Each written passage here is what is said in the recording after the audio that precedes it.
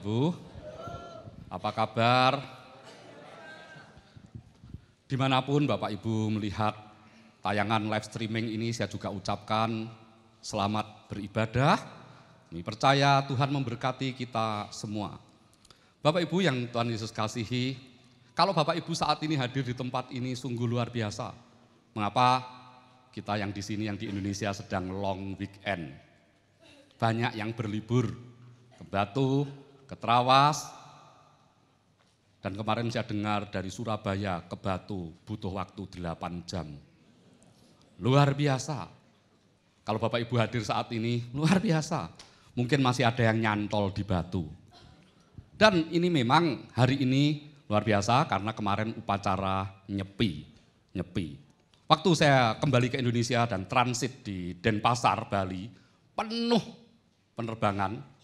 Mengapa yang dari Bali justru banyak yang ingin keluar dari Denpasar supaya tidak terkena nyepi. Bagi beberapa orang mungkin memang perlu beraktivitas.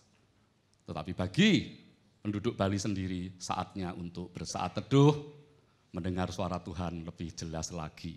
Bapak Ibu yang Tuhan Yesus kasihi, alangkah indahnya kalau hari ini kita belajar sesuai dengan tema bulan kita, yaitu aim higher, atau membidik sasaran yang lebih tinggi.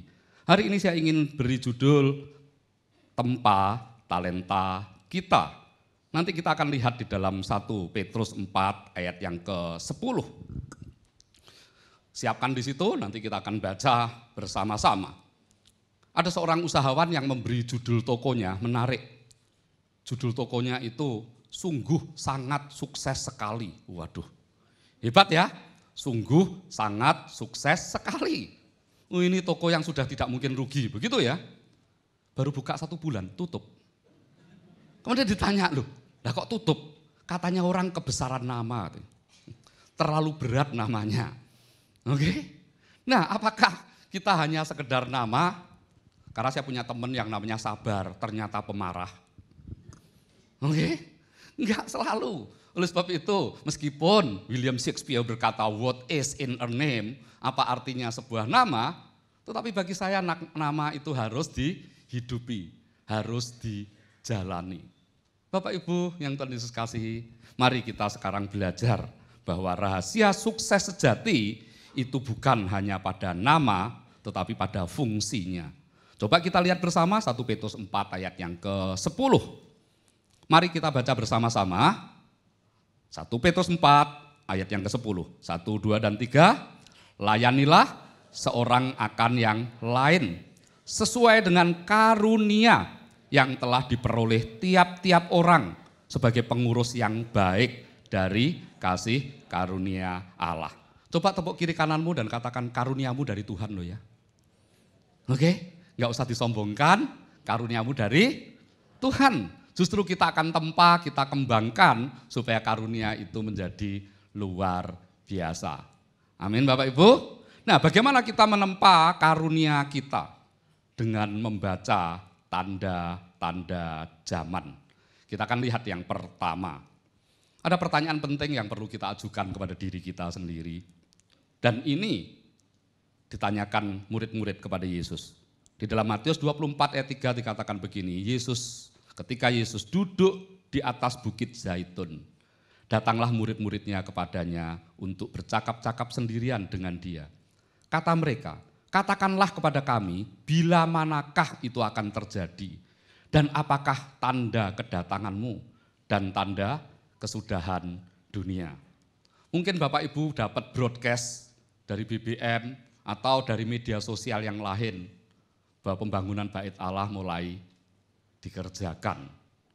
Dan itu artinya apa? Sesuai dengan tarikh Alkitab, maka tanda-tanda akhir zaman semakin digenapi. Dan yang kedua, jawaban yang pertama di dalam Matius 24 ayat 44 dikatakan begini, sebab itu juga hendaklah kamu juga siap sedia, karena Anak Manusia datang pada saat yang tidak kamu duga. Yesus memakai adat timur saat temu manten.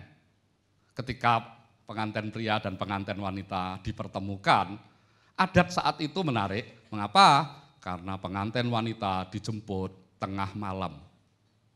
Tengah malam. Ingat perumpamaan tentang 5 gadis yang bijak dan 5 gadis yang bodoh. Yang 5 tertidur, yang 5 siap. Dan Yesus mengharapkan kita siap. Bagaimana kalau kita menjadi mempelai Kristus dan tidak siap ketika kedatangannya?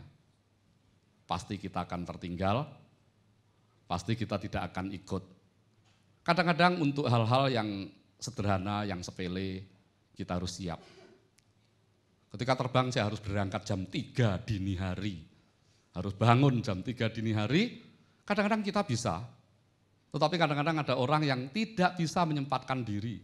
Ketika ditanya begini, besok bisa enggak ya saat teduh jam 5? Oh enggak bisa. Besok terbang ke Paris loh, tapi penerbangan jam 4 dini hari bisa terbang enggak? Loh kok bisa semua? Halo, loh apa bedanya? Betul? Mengapa yang satu bisa, yang satu tidak? Karena yang satu merasa lebih urgen. Karena kalau sampai kita ketinggalan pesawat, hilang uang kita. Betul? Saya pernah hampir ketinggalan pesawat. Saat itu saya sudah ada di bandara, di Tamarin Airport. Dan saat saya berada di Tamarin Airport, ada SMS dari teman. Tolong saya carikan Swiss coklat ya. Saya cari di bandara. Dan dia nentukan merek lagi. Saya cari, akhirnya ketemu. Begitu ketemu saya lihat jam saya, ini sudah boarding lama.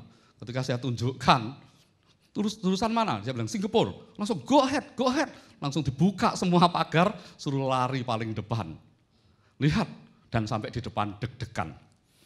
Coba kalau ketinggalan, beli tiket lagi. Yang kedua lihat jawaban yang kedua. Matius 25 ayat 13. Karena itu berjaga-jagalah sebab kamu tidak tahu akan hari maupun akan saatnya. Kita tidak tahu hari dan saatnya. Dan pasal ini kalau kita teruskan itu diakhiri dengan pemisahan antara kambing dan domba. Dan di antara pasal itu kita bicara soal talenta. Di akhir zaman, kambing dan domba juga dipisahkan. Seperti ilalang dan gandum. Coba tepuk kiri kananmu katakan, kamu ilalang atau gandum ya? Kambing atau domba? Dan saya dengar sebelahnya ngomong, manusia. Ciami. Nah sekarang mari kita belajar. Ada 7 pelajaran penting untuk menempa talenta kita. Yang pertama, apa yang kita miliki sesungguhnya bukan milik kita. Mengagetkan ya? Apa yang kita miliki sesungguhnya bukan milik kita. Lihat Matius 25 ayat 14. Sebab hal kerajaan surga sama seperti seorang yang mau bepergian ke luar negeri. Yang memanggil hamba-hambanya dan mempercayakan hartanya kepada mereka. Artinya harta itu milik kita atau milik atasan kita? Milik atasan kita, milik Tuhan kita. Dulu kalau saya mau keluar negeri 2 minggu begitu, sopir saya beritahu begini, Pak, mobil dipanasin ya. Oh iya Pak, sopir saya sudah almarhum yang itu. Ya Pak, dan dia dengan tertib setiap hari atau 2 hari sekali dia datang panasin mobil. Apakah dia panasin mobil terus mobilnya bawa pulang terus bilang, ini bosnya enggak ada, ini punyaku gitu? Enggak kan? Berarti selama pergi, maka itu adalah tanggung jawab kita untuk mengelola harta yang diberikan oleh atasan kita.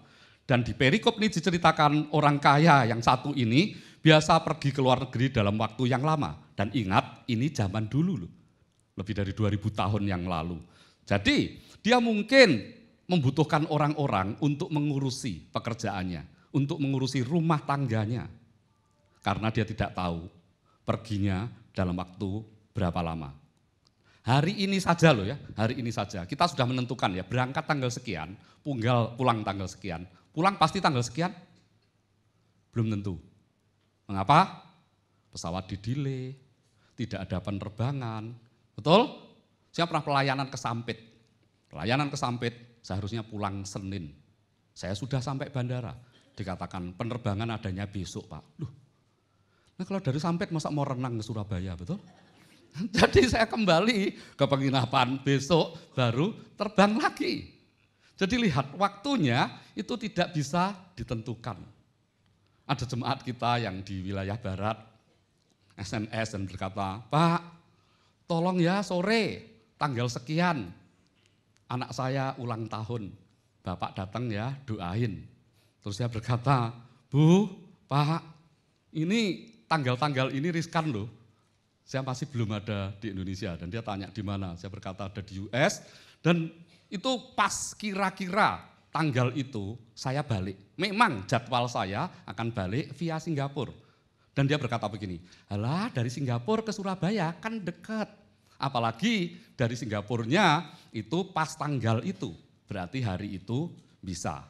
Betul ya? Tetapi saat saya transit di Honolulu, pesawatnya berkata begini, malam ini tidak ada penerbangan, pesawatnya rusak. Besok terbang via Tokyo. Langsung saya SMS, Bu, sorry, you harus cari orang. Mengapa? Enggak bisa. Lu kok bisa enggak bisa? Penerbangan ini diganti. Lihat, ini zaman sekarang loh, apalagi zaman dulu. Dan ini perginya naik apa enggak tahu. Naik onta, naik kapal laut, betul? Jadi dia enggak tahu kapan dia akan pulang. Tetapi dia yang tahu satu hal, bahwa dia mempercayakan hartanya kepada anak buahnya. Nah, sekarang kita lihat yang berikutnya. Milik kita itu adalah milik surga. Setuju? Lihat Mazmur 24 ayat yang pertama. Mazmur Daud. Tuhanlah yang empunya bumi serta segala isinya. Dan dunia serta yang diam di dalamnya. Dan Haggai 2 ayat 9. Kepunyaankulah perak dan kepunyaankulah emas. Demikianlah firman Tuhan semesta alam. Kunya adalah huruf besar. Kalau kunya huruf kecil berarti kepunyaankulah emas, kepunyaankulah perak. Tetapi di sini yang berkata adalah Tuhan sendiri. Jadi kalau Bapak Ibu hari ini pakai emas, perak, pakai berlian, bahasa Ibraninya cuangse. Oke, itu milik siapa? Milik Tuhan. Oleh sebab itu jangan kita merasa bahwa semua itu milik kita. Nanti pada saatnya ketika kita dipanggil Tuhan, kita berangkat tidak membawa apa-apa. Dan itu harus sangat dipahami dan disadari. Saya ketemu dengan seorang usahawan dan dia berkata begini, pernah ada saatnya di dalam hidup saya ketika saya diberkati luar biasa, saya beli apa saja yang bisa saya nikmati. Tetapi toko saya itu jualan bunga untuk orang mati. Dan setiap kali karyawan saya menjual bunga-bunga untuk orang mati, hati saya berkata begini, kapan ya giliran saya? Ini luar biasa loh, bukan tanya orang lain kapan giliranmu, tetapi kapan giliran saya. Dan dia melihat nanti kalau saya dipanggil, toh saya juga hanya, peti mati saya hanya dikasih bunga-bunga seperti ini. Tetapi saya tidak akan berangkat membawa apapun, termasuk bunga deposito. Halo? Semua kita tinggal di bumi kan? Sekarang kita lihat yang kedua. Kita diberi apa yang bisa kita kelola. Ini menarik, kita diberi apa yang bisa kita kelola. Lihat Matius 25 ayat 15. Yang seorang diberikannya 5 talenta, yang seorang lagi 2, dan yang seorang lain lagi 1. Masing-masing menurut kesanggupannya, lalu ia berangkat. Jadi kalau kita orang tua memberi tugas kepada anak-anak kita, maka kita tahu dong, anak yang besar diberi tanggung jawab yang lebih besar, anak yang kecil tanggung jawab yang lebih kecil. Yang kecil mungkin buangin sampah ya di depan, kalau kokonya yang sudah kuliah, itu ambilkan galon air ya. Coba kalau kita punya anak 2 tahun dan berkata itu ambil galon air isi ya, nanti dia ngangkat galonnya aja nggak bisa loh. Oleh sebab itu jangan iri hati kalau ada orang lain diberi berkat lebih besar dari kita. Jangan-jangan dia memang bisa mengelolanya. Coba anak kecil bilang begini, nah ini tak kasih 1 miliar ya untuk jajan kamu. Anak itu kan bingung, Pak ini mau untuk beli apa ya? Terserah mau beli tank atau apa ya terserah kamu. Oke? Nggak bisa kan? Dari belajar dari situ aja kita bisa memahami. Kalau saya masih diberi sedikit, jangan-jangan saya masih bisa mengelola yang sekian. Gimana kalau saya kembangkan? Itu sebabnya perumpamaan tentang talenta akan bicara soal 5, 2, dan 1 itu. Oleh sebab itu kita harus sadar bahwa kita diberi sesuai dengan kesanggupannya. Dan kata talenta yang ditulis di sini, ini berbeda dengan artinya sekarang. Kalau kita berkata talenta sekarang, artinya bakat ya. Talentamu apa? Oh, talentaku main musik. Talentamu apa? Talentaku masak. Itu bicara sekarang. Tapi bicara pada saat itu, talenta itu betul-betul ukuran berat. Dan menurut beberapa perhitungan yang saya cari, satu talenta itu kira-kira setara dengan 300.000 US dollar. Sedikit atau banyak? 300.000 US dollar. Itu satu talenta. Jadi kira-kira setara dengan upah minimum buruh selama 20 tahun. Dan kalau 300.000 US, sekarang US sedang tinggi-tingginya, Anda hitung sendiri. Itu baru satu talenta. Oleh sebab itu Bapak Ibu yang Tuhan Yesus kasihi, kadang-kadang kalau kita diberi kepercayaan yang besar, itu ada orang berkata, waduh dia bisa menghasilkan banyak ya. Ini cerita humor yang lucu. Dia berkata begini, ada dua orang, yang satu orang kaya, langsung tegang semua. Padahal saya mau bicara soal airplane crash. Kok ini crash beneran ya? Ada seorang diajak temannya itu punya pesawat pribadi. Dan dia bisa menerbangkan pesawat, punya pesawat sendiri. Dan temannya diajak. Dan mengalami kecelakaan. Tetapi mereka berdua tidak sampai meninggal, tetapi terdampar di sebuah pulau yang kosong. Dan begitu lihat hanya lecet-lecet, temannya yang tidak punya pesawat itu cari keliling pulau itu. Dan dia kembali dengan pucet. Dan dia berkata begini, friend, teman, kita mati loh ini. Loh kok bisa? Pulau ini tidak berpenduduk. Pulau ini tidak ada apa-apanya. Gawat kita. Betul-betul hanya kita loh di pulau ini. Gimana kita nyari bantuan? Mungkin sinyal juga nggak ada di pulau terpencil seperti itu. Temannya berkata begini, tenang, pasti, gak usah khawatir. Mengapa? Karena penghasilanku 5 miliar US dollar sebulan. Temannya berkata begini, gak ada hubungannya loh 5 miliar dengan kehilangan kita di sini. Siapa? Gak ada siapapun yang bisa mencari kita. Kita juga gak punya tanda suar, korek api untuk nyalakan supaya nanti kalau malam ada orang datang, gak punya apa-apa. Temannya sambil sandaran di pesawatnya yang rusak itu tetap santai berkata, tenang, penghasilanku 5 miliar rupiah sebulan. Akhirnya temannya itu pegang digoncang-goncangkan, sadar kamu, uang 5 miliar gak bisa menyelamatkan kita.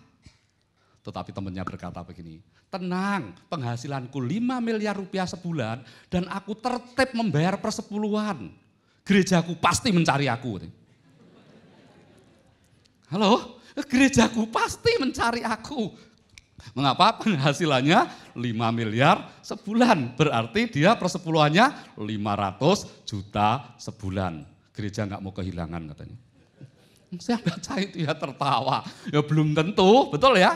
Itu kan dia ke GR aja. Kalau dia penghasilannya 5 miliar, dia pasti ditemukan. Oleh sebab itu lihat, talenta besar atau talenta kecil itu tidak masalah. Yang penting adalah kita bertanggung jawab atas talenta kita. Dan kita perhatikan, Tuhan itu memberi hamba yang pertama berapa? 5 talenta. Artinya 1,5 juta US dollar. Dan yang kedua 600.000 US dollar. Dan yang ketiga yang paling kecil itu adalah 300.000 US dollar. Artinya kalau kita diberi 300.000 US dollar, uang besar atau uang kecil? Uang besar kan? Betul ya? Itu modal awal. Dan angka ini kok bisa kebetulan. Teman saya yang kemarin nganter saya waktu kembali ke Indonesia, dia cerita begini. Dulu ketika saya pertama kali usaha di tempat ini, penuh tantangan, saya harus bayar harga. Tetapi keuntungannya besar sekali loh Pak Safir. Terus saya tanya, loh kok bisa? Saya itu modal dengan modal 300.000 US. Keuntungan saya bisa 250.000 US dollar. Sehingga dia menjadi sangat kaya. Padahal sekitar saya tafsir usianya baru 35-an tahun. Dengan modal 300.000 US, kembalinya keuntungannya 250.000 US dollar. Kalau hari ini dia lihat tayangan ini mungkin dia mengangguk-ngangguk. Karena dia tanya, masih bisa dengar khotbah Bapak minggu depan? Oh bisa, lewat live streaming. Bapak Ibu yang Tuhan Yesus kasihi, itu sebabnya perhatikan ayat ini. Di dalam 1 Korintus 3 ayat 5 dikatakan begini, jadi apakah Apolos, apakah Paulus, pelayan-pelayan Tuhan yang olehnya kamu menjadi percaya, masing-masing menurut jalan yang apa? Diberikan Tuhan kepadanya, jalan kita sendiri-sendiri. Coba tepuk kiri kananmu, nanti kalau kamu pulang ke rumah, sama aku pulang ke rumah, jalannya beda kok. Setuju? Sendiri-sendiri. Jadi berkat juga sendiri-sendiri. Kita memberi uang saku kepada anak-anak kita, kalau kita punya 3 anak, pasti sendiri-sendiri. Sesuai dengan kebutuhannya. Dan lihat 1 Korintus 12 ayat 11. Tetapi semuanya ini dikerjakan oleh Roh yang satu dan yang sama. Yang memberikan karunia kepada tiap-tiap orang secara khusus. Seperti yang dikehendakinya. Artinya, meskipun karunia kita berbeda, talenta yang diberikan kita berbeda, tetapi kita melayani Tuhan yang sama. Amin. Tidak ada yang lebih tinggi, tidak ada yang lebih rendah. Apakah kita konglomerat, apakah kita tukang sapu. Ada seorang penulis puisi yang bagus sekali, dia berkata begini, seandainya ada seorang tukang sapu, yang menyapu jalan dengan demikian bagus dan bersihnya, maka malaikat di surga akan turun dan berkata, di sini ada seorang yang menyapu jalan dengan penuh tanggung jawab. Amin. Jadi kalau kita diberi talenta sebesar apapun atau sekecil apapun, kalau kita bertanggung jawab, itu luar biasa. Dan kita lihat yang ketiga, apa yang Tuhan inginkan dengan talenta kita. Kita harus menginvestasikan apa yang diberikan kepada kita, baik waktu, tenaga, maupun uang. Matius 25:16-17. Segera pergilah hamba yang menerima 5 talenta itu. Ia menjalankan uang itu lalu beroleh laba 5 talenta.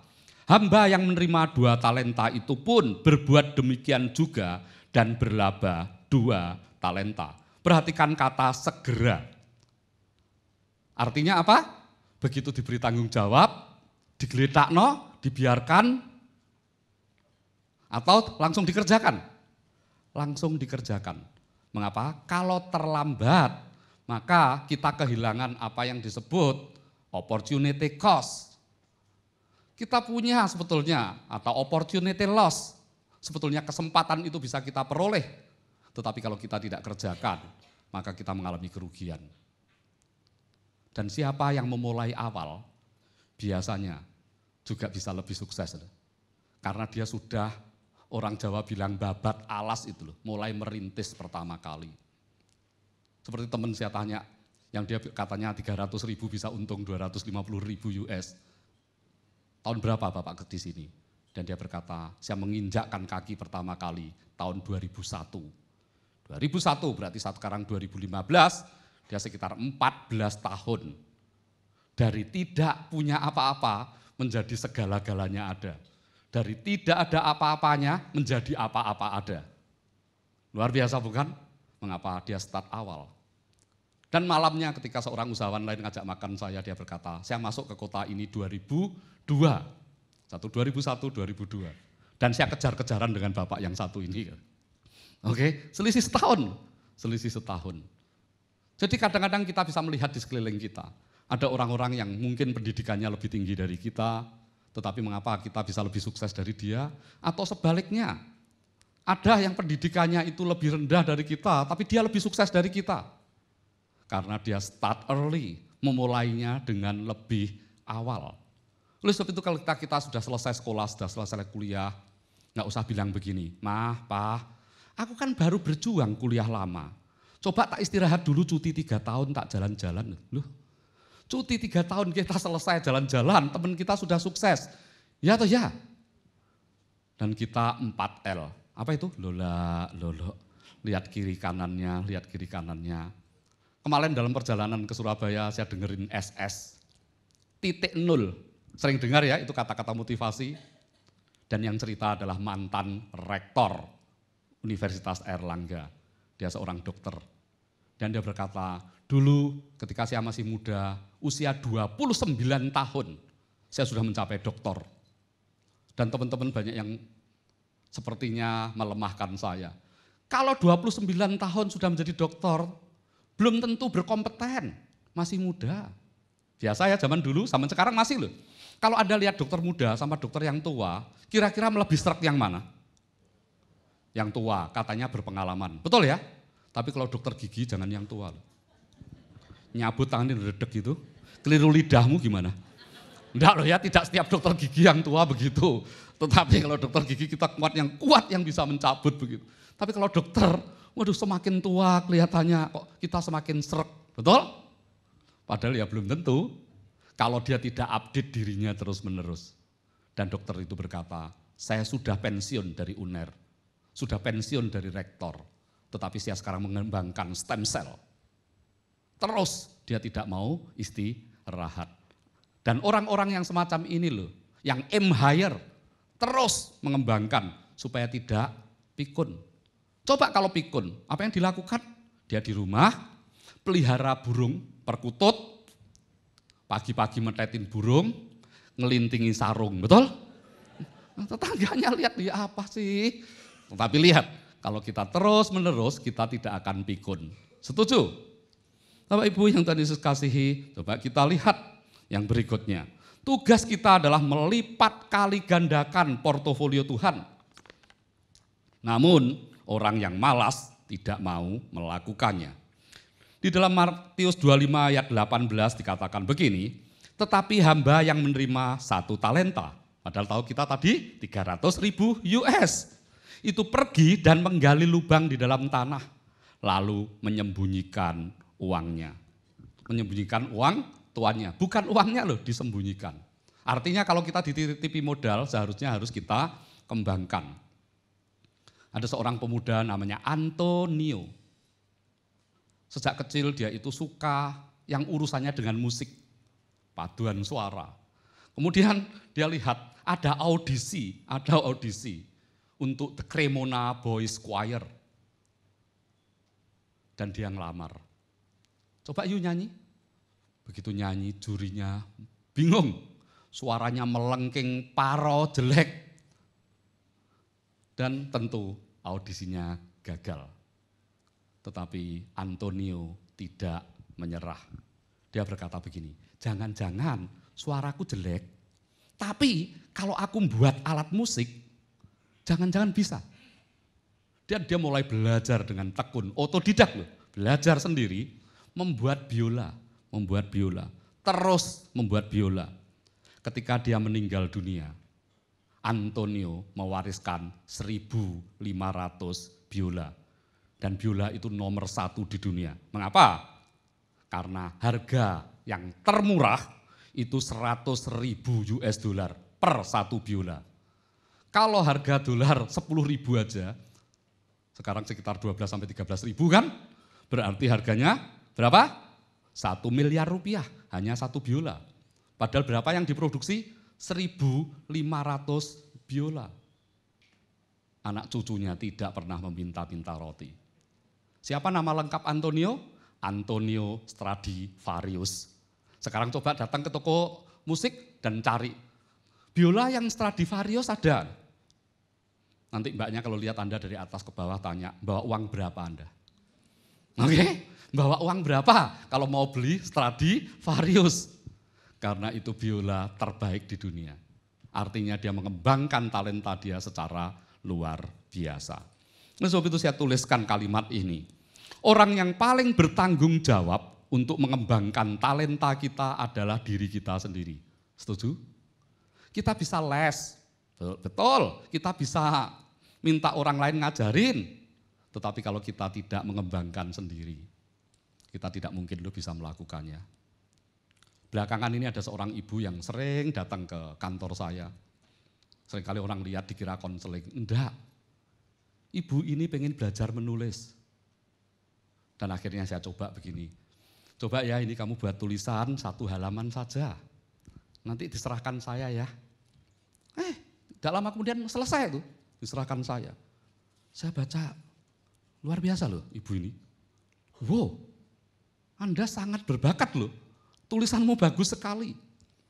Dia masih nggak percaya kalau tulisannya bagus.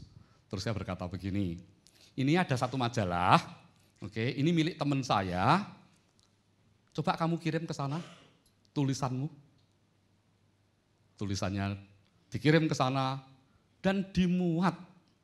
Dan sekarang majalahnya ada di tas saya.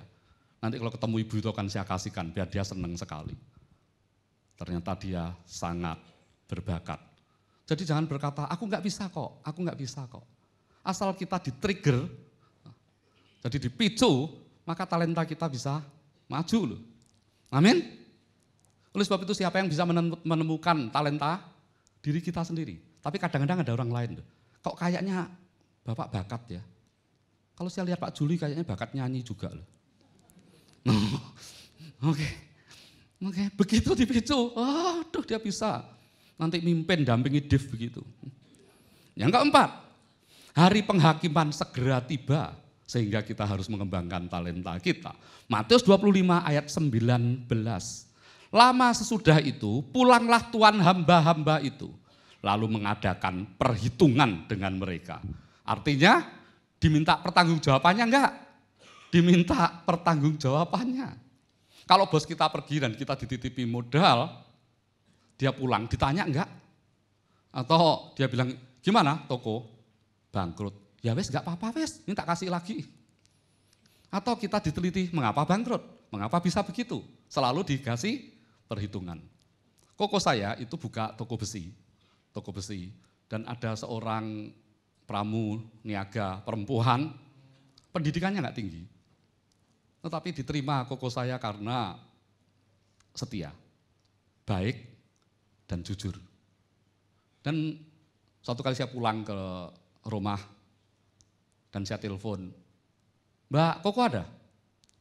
Loh, Kokomu pergi ke tempatmu, ini on the way ke tempatmu. Ya sudah, terus saya tanya, loh Mbak sedang ngapain? Ini aku jaga toko. Loh terus Koko? Koko mau berangkat, toko ini diserahno aku. Si Hami.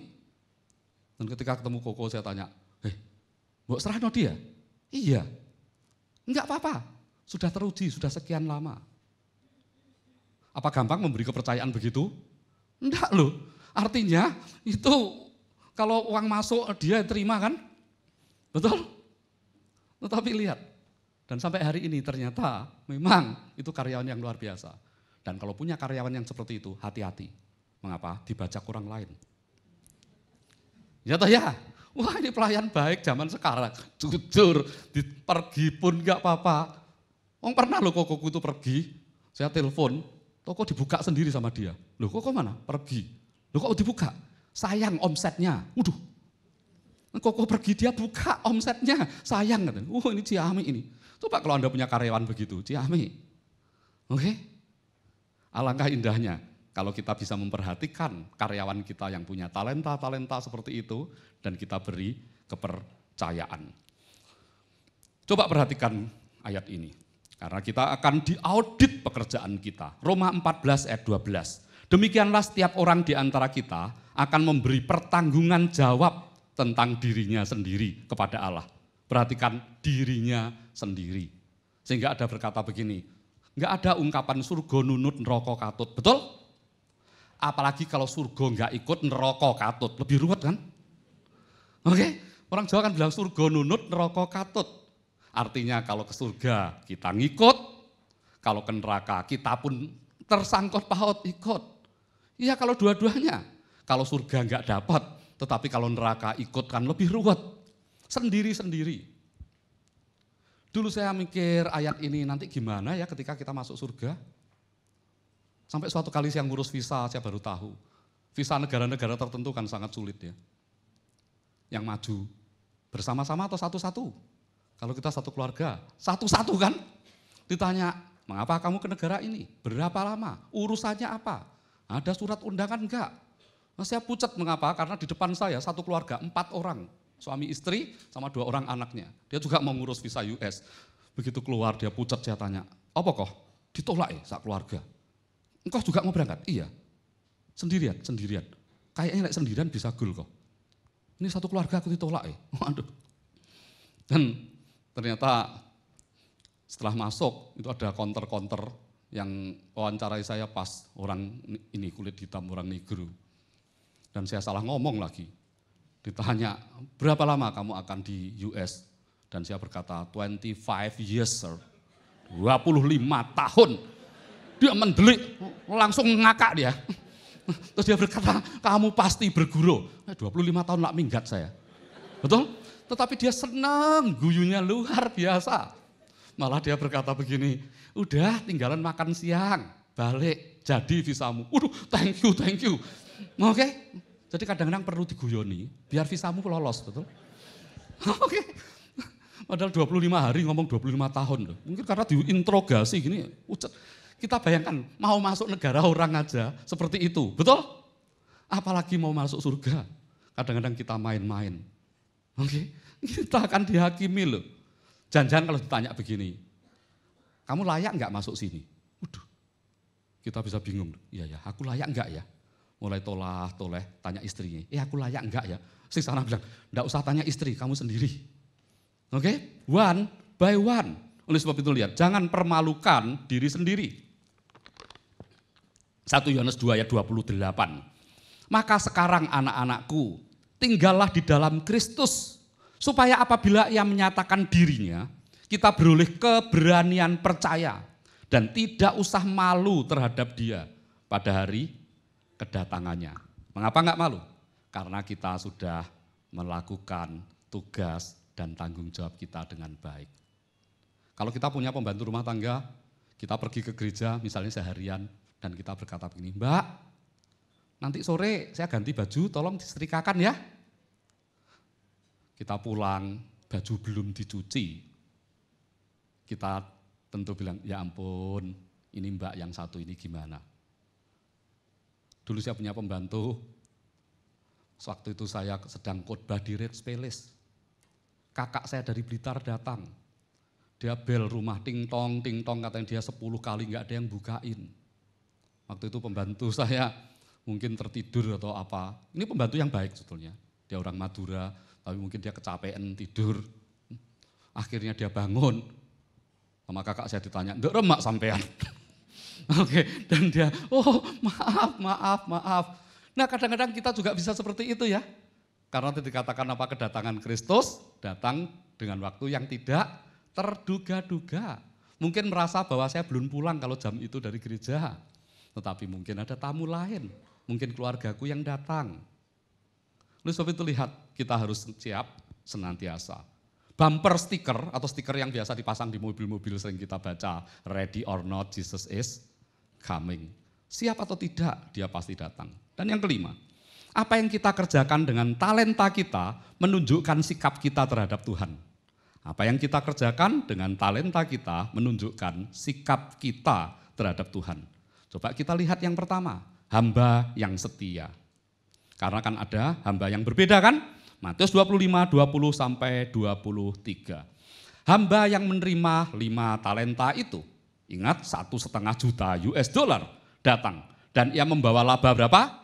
5 talenta. Katanya, Tuhan, 5 talenta Tuhan percayakan kepadaku. Lihat, aku telah beroleh laba 5 talenta. Maka kata tuannya itu kepadanya, baik sekali perbuatanmu itu, hai hambaku yang baik dan setia. Engkau telah setia dalam perkara kecil, 1,5 juta US. Tuannya berkata apa?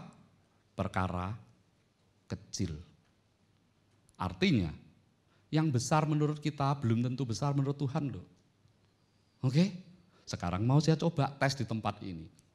Coba Anda introspeksi diri, kira-kira Anda diberi Tuhan berapa talenta? Siapa yang merasa diberi 5 talenta? Tolong angkat tangan. Enggak ada yang berani angkat tangan. Enggak, tak pinjemi kok uangnya. Oke, 1,5 juta US. Ini bukan bicara soal uang loh ya, tapi soal kemampuan. Saya ulangi, siapa yang merasa dapat 5 talenta? Enggak ada. Ini benar-benar luar biasa. Siapa yang merasa dikasih 2 talenta? Enggak ada juga. Ini luar biasa. Dan siapa yang merasa 1? Oke, enggak ada juga. Ada ya? Oke, berapa? 1. Oke, yang 1 aja hanya 1 loh, bayangkan. Ini Tuhan lihat rodok kecewa loh ini. Ya ampun, berarti enggak ada yang tak kasih talenta. Pertanyaannya, Tuhan ngasih talenta enggak? Ngasih dong, enggak mungkin ya. Jadi yang mengatakan 1 ya ciamik, brother. Betul? Kalau Anda berkata saya dikasih 5 talenta pun, saya bisa tanya gini, masa Tuhan ngasih kamu 10 loh, kamu merasanya 5. Lah ini loh semua sudah dikasih, merasanya enggak dapat kabeh. Ini aku lihat jadi Tuhan ngamuk loh. Betul? Bisa marah loh. Oh dikasih talenta loh. Ada yang enggak bisa senyum? Loh, senyuman itu juga talenta loh, betul? Yang sakit gigi enggak sama mesem loh. Oke, jadi talenta jangan bayangkan yang muluk-muluk main biola, melukis, oke, enggak. Melakukan pekerjaan sederhana pun itu talenta. Setuju? Saya pernah ke Bandungan dan di situ ada tukang, ya ada orang jual pecel. Terus orang berkata begini, kamu kalau beli pecel di situ, turun dari mobil. Terus saya tanya, ada apa? Oh dia ngasih harganya, terserah orang itu naik apa. Katanya. Ada orang naik sepeda motor, pecel berapa? 5.000. Yang satu baru turun dari mobil, pecelnya berapa? 50. Loh, sampai ditulis di koran itu. Nyentrik penjualnya, ya terserah saya ya menghargai. Kayaknya kaya ya 50.000. Saya turun, berapa? 25.000. Loh, turun atau 25.000. Wajahnya kok Jepang soalnya. Oke, Bapak Ibu, ini luar biasa loh ini. Jual price list-nya enggak jelas, oh ciami. Padahal dia nggak pernah belajar teori marketing, manajemen. Tapi dia sudah lihat, prospektis customer. Waduh, penjual pecel tahu prospektis customer.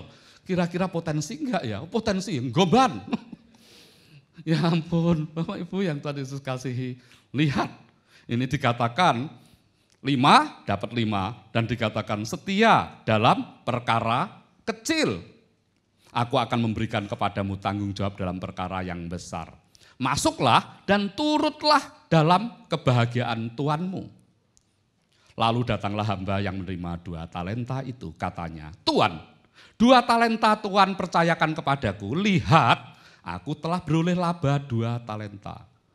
Jadi make sense dong kalau teman saya tadi, dia modal 300.000 US, keuntungannya 250.000. Nah ini 300.000, keuntungannya juga 300.000 loh. Luar biasa. Hanya memang kita enggak tahu di sini, dipakai untuk bisnis apa kita tidak tahu. Maka kata tuannya itu kepadanya, kepada yang diberi 2 talenta. Baik sekali perbuatanmu itu, hai hambaku yang baik dan setia. Engkau telah setia memikul tanggung jawab dalam perkara yang kecil, aku akan memberikan kepadamu tanggung jawab dalam perkara yang besar. Masuklah dan turutlah dalam kebahagiaan Tuanmu. Bapak Ibu yang Tuhan Yesus kasihi, kata lihat yang dikatakan oleh tuannya itu menunjukkan kebanggaan seorang hamba Tuhan. Tuannya pun bangga terhadap apa yang dia kerjakan sehingga memberi pahala ini. Coba bandingkan dengan ayat ini. Lukas 6:38. Berilah dan kamu akan diberi suatu takaran yang baik, yang dipadatkan, yang digoncang, dan yang tumpah keluar akan dicurahkan ke dalam ribaanmu. Sebab ukuran yang kamu pakai untuk mengukur akan diukurkan kepadamu. Kalau kita melakukan yang terbaik, Tuhan juga berkata, well done my good servant. Luar biasa engkau, pelayanku yang baik. Lihat, kita akan belajar. Para hamba yang baik itu memperoleh pahala apa? 3 hal. Yang pertama, afirmasi. Apa afirmasi? Peneguhan, diteguhkan. Baik sekali perbuatanmu itu, hai hambaku yang baik dan setia. Diteguhkan. Jadi kalau anak-anak kita melakukan yang baik, bilang, bagus loh kamu, good boy, good girl. Tetapi pujilah anak kita dengan pujian yang tulus, bukan pujian yang sia-sia. Apa yang perlu dipuji? Kebaikannya. Apa yang perlu dipuji? Karakternya. Jangan berkata begini, loh Nik, kamu kok ayu banget Nik. Kamu pulang, lipstikmu habis. Oke? Tetapi kalau kita muji, kamu karakternya bagus loh. Tadi kamu ngambilkan mantel untuk emak, oh besoknya dia ngambilkan lagi. Hari ini kamu rajin loh bantu mama cuci-cuci, besoknya kira-kira dia nolong lagi enggak? Dia akan nolong lagi. Tapi kalau hanya dipuji, wah badanmu seperti atletik. Seminggu nge-gym terus dia. Oke, malah enggak bantuin. Yang kedua, bukan hanya afirmasi, dia dapat promosi. Kalau kita bekerja baik, dapat promosi kan? Lihat, engkau telah setia dalam perkara kecil, aku akan memberikan kepadamu tanggung jawab dalam perkara besar. Kalau diberi uang 1,5 juta US dollar, dia bisa mengembangkannya. Kira-kira dia diberi modal lagi lebih kecil atau lebih besar? Pasti diberi modal yang besar. 1,5 juta US dollar, kamu bisa kok. Maka sekarang saya kasih lagi. Kalau dia sukses lagi, ditambah lagi enggak? Ditambah lagi. Demikian juga kalau kita punya karyawan. Kalau dia baik, kita promosikan. Dan yang ketiga, ini yang penting sekali, yaitu selebrasi. Siapa yang suka sepak bola? Waduh, hanya yang lain kayaknya sukanya bekelan, betul? Nah, sepak bola. Oke, sepak bola lihat kalau dia berhasil gol, waduh, kaosnya dibuka, dicincing sampai kita udele, betul ya? Sorak-sorai luar biasa. Itu artinya selebrasi. Dirayakan. Boleh dong? Lihat, masuklah dan turutlah dalam kebahagiaan Tuhanmu. Jangan-jangan dipestakan. Perusahaan-perusahaan kan begitu. Kalau karyawannya sukses, maka setiap tahun kadang-kadang ayo retreat. Saya punya teman di salah satu perusahaan seluler dan dia berkata, dulu persaingan seluler tidak setajam sekarang. Dulu kalau kami mencapai target, karyawan diberangkatkan ke luar negeri loh untuk liburan. Nah sekarang paling ke Bali. Ketika persaingan semakin ketat, paling ke Borobudur. Lama-lama Bali werti, betul? Oke, dulu selebrasi, dirayakan. Dan itu wajar, biar karyawan seneng dong. Nanti dia berkata begini, kerja keras nggak kerja keras sama saja. Tetapi kalau kerja keras, lihat, masuklah dan turutlah dalam kebahagiaan Tuhanmu. Dan sekarang kita bandingkan dengan hamba yang tidak setia. Matius 25, 24, 25. Oh nomor cantik ya, 25, 24, 25. Kini datanglah juga hamba yang menerima 1 talenta itu dan berkata, Tuhan, aku tahu bahwa Tuhan adalah manusia yang kejam, yang menuai di tempat di mana Tuhan tidak menabur, dan yang memungut dari tempat di mana Tuhan tidak menanam. Karena itu aku takut dan pergi menyembunyikan talenta Tuhan itu di dalam tanah. Ini terimalah kepunyaan Tuhan. Wah seperti, nih tak kembalikan. Sama tuannya dilihat, jumlahnya sama enggak? Sama. Ini talenta. Talenta bentuknya mungkin waktu itu logam. Kalau kertas dibalik, no, hilang 1/4 dimakan rayap, betul? Dimasukkan ke tanah loh. Segala sesuatu yang tidak kita kembangkan, itu akan hilang loh. Hati-hati. Dan hamba yang menerima 1 talenta itu punya pandangan yang negatif terhadap tuannya. Dan kalau kita melihat segala sesuatu dengan cara pandang yang negatif, maka hasilnya akan negatif. Mengapa? Ada seorang ibu ditemani suaminya, belanja mau cari ayam potong. Ibu itu pilih ayam itu, enggak ketemu-ketemu. Penjualnya sampai jengkel karena yang antri panjang. Ibu nyari ayam potong seperti apa? Dan jawaban ibu ini membuat penjualnya naik pitam. Karena dia berkata, cari ayam yang segar. Loh, nah kalau cari ayam yang segar dari tadi dia enggak nemu, berarti yang di situ enggak segar kan? Terus dia berkata, loh Bu, ini ayamku segar loh. Ibu tahu enggak sih bedanya ayam yang segar dan tidak? Dan ibu itu berkata begini, ayam yang segar itu pasti putih kemerah-merah mudaan. Kalau yang enggak segar, hitam kehijau-hijauan. Lu lihat ini loh putih kemerah-merah mudaan. Enggak, hijau semua. Mereka bertengkar. Tiba-tiba suaminya berkata begini, Mah, lepasin ribenmu.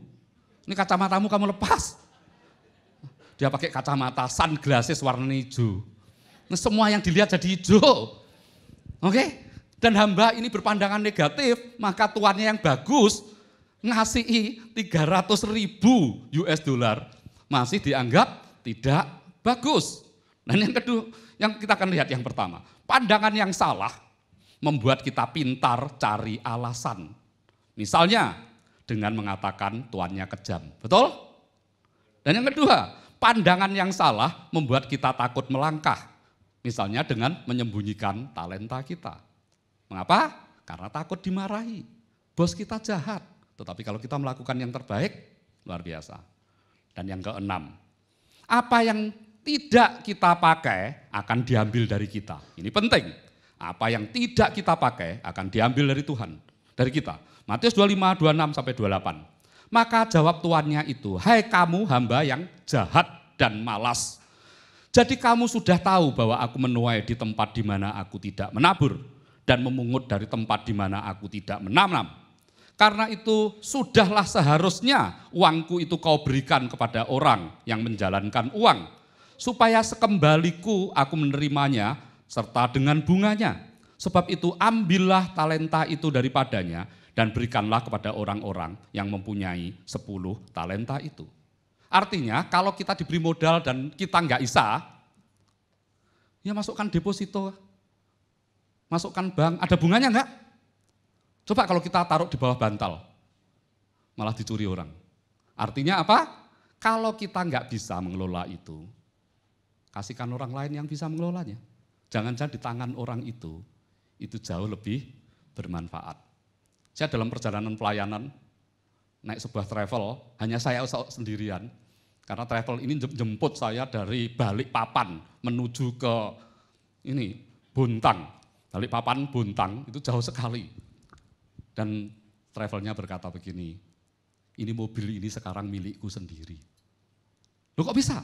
Oh iya, saya nggak punya modal, tapi ada orang yang berkata begini, mobilku banyak, tolong buatan travel ya, nanti keuntungannya dibagi.